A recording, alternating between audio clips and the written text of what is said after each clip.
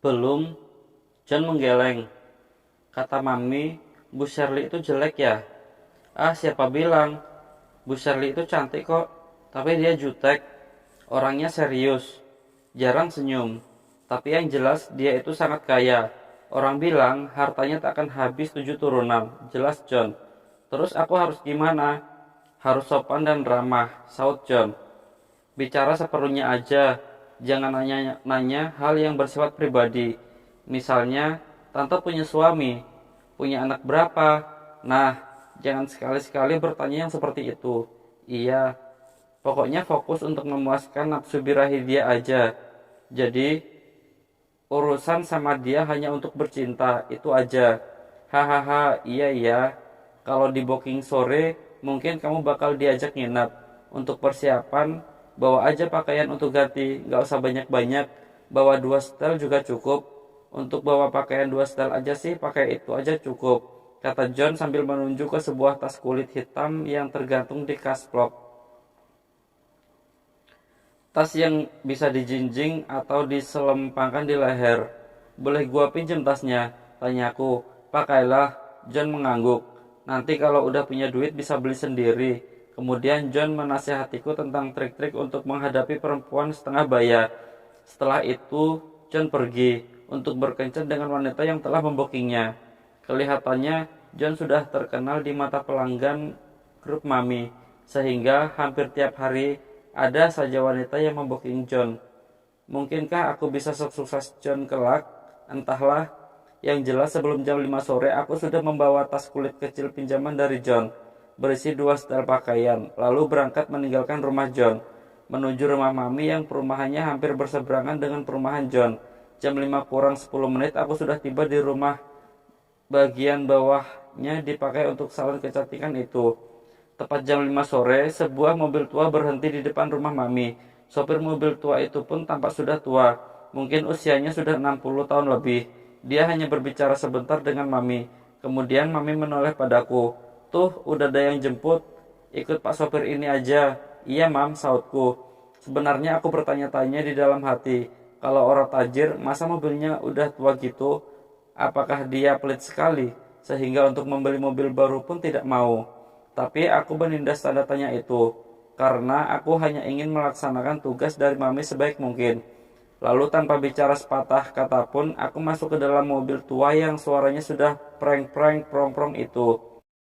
Setengah jam lebih aku duduk di dalam mobil itu, tanpa bicara sepatah kata pun, karena Pak sopir tua itu pun tidak bicara apa-apa.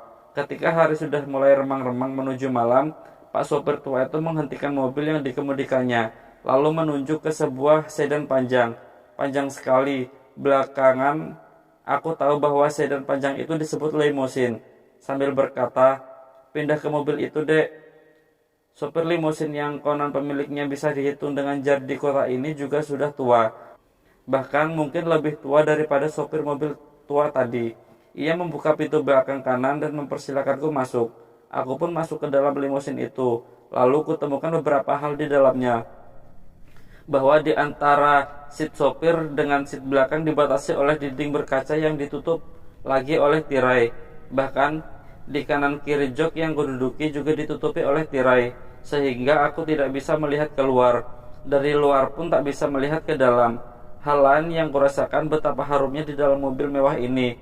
Selain daripada itu, di belakang ini terasa luas sekali. Tidak seperti dalam sedan biasa.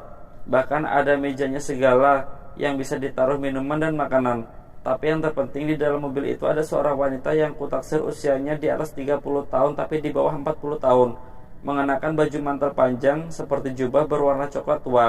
Begitu aku duduk di samping kanannya, wanita itu menjabat tangannya sambil menyapaku. Kamu benar namanya Adi? Betul, Bu. Namaku Shirley, panggil tante aja, biar jangan terlalu kaku. Iya, tante. Limousine yang kutumpangi pun mulai bergerak, entah mau menuju kemana. Kata Mami, kamu orang baru ya? Kata tante Shirley lagi. Betul, tante. Sama sekali belum pernah di booking wanita lain. Belum pernah, tante. Ini yang pertama kalinya. Aku sudah melihat fotomu tanpa pakaian dari Mami, ucapnya sambil memegang celana jeansku. Tepat pada bagian agak mengembung, karena diam-diam entah kenapa milikku sudah mulai tegang. akibat membayangkan apa yang bakal terjadi di antara wanita itu dengan diriku. Coba lihat milikmu, ucapnya sambil memijat-mijat celana jeansku tepat di bagian tonjolan yang sudah rada mengeras ini. Aku menoleh ke kanan kiriku dengan sikap ragu. Jangan takut, tidak ada yang bisa melihat kita, kan sekeliling ditutupi tirai. Sopir juga tak bisa melihat ke sini, kata Tante Shirley. Mendengar ucapan Tante Shirley itu, aku pun menarungkan kancing zipper celana jeansku, lalu kupelorotkan celana jeansku berikut celana dalamku sampai ke lutut, sehingga milikku tidak terlindungi apa-apa lagi. Tante Shirley memegang punyaku sambil berkata, "Oh my god, memang panjang sekali, inilah yang kucari-cari selama ini." Tante Shirley tidak cuma memegang, tapi lalu mengelus-ngelus dan meremasnya perlahan, sehingga milikku spontan menjadi sangat keras. Sesaat kemudian Tante Shirley menyalakan lampu di atas kepalanya, lalu duduk menyandar ke pintu mobil yang lebar sekali itu, dan merentangkan mantel jubahnya, disusul dengan menyingkapkan gaunnya, diikuti dengan pelepasan celana dalamnya, sehingga, oi astaga, aku bisa langsung menyaksikan tubuhnya yang bersih dari segala bulu itu. Aku terlongong dibuatnya, memandang ke arah wajah Tante Shirley yang sedang tersenyum manis, lalu memandang ke arah miliknya yang sedang diusap-usap. "Sentuhlah, jangan cuma dipelototin," kata Tante Shirley. Aku cuma tersenyum canggung sambil mengamati manisnya wajah Tante Shirley. Tiba-tiba Tante Shirley menarik kedua tanganku, lalu memangut bibirku, menciumiku sambil menjulurkan lidahnya. Aku pun menyedot-nyedot lidah Tante Shirley, seperti yang sering dilakukan dengan Lisa dahulu.